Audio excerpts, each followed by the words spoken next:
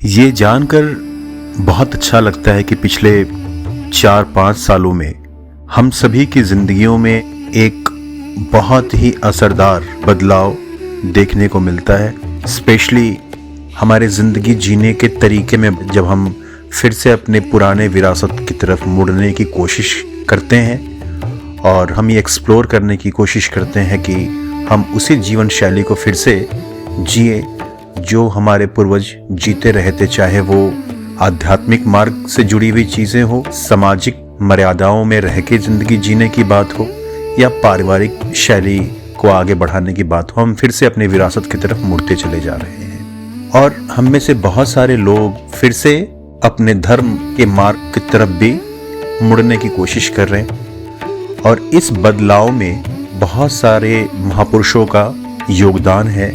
कुछ संत ऐसे हुए हैं जिन्होंने हमारे इस बदलाव में एक बहुत बड़ा योगदान दिया है और उनमें अग्रणी श्रेणी में खड़े संतों में एक नाम जो दिखता है वो है प्रेमानंद जी महाराज का।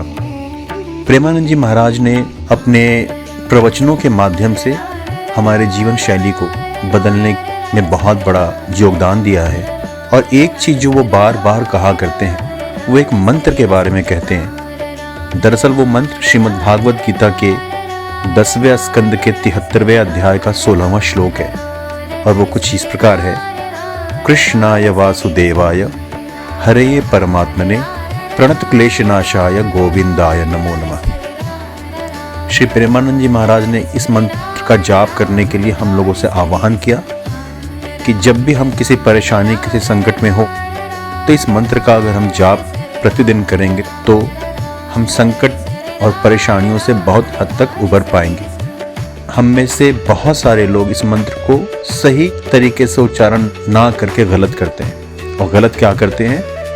कृष्णाय वासुदेवाय हरे परमात्मने प्रणतः क्लेशनाशाय गोविंदाय नमो नमः। मैंने स्क्रीन पे आपको दोनों मंत्र मैंने दिखाया हुआ है। भागवत में जो मंत्र लिखा है वो प्रणत क्लेशनाशाय है, जबकि हम इसे गलत उच्चारण करते हैं और कहते हैं प्रणतः क्लेशनाशाय।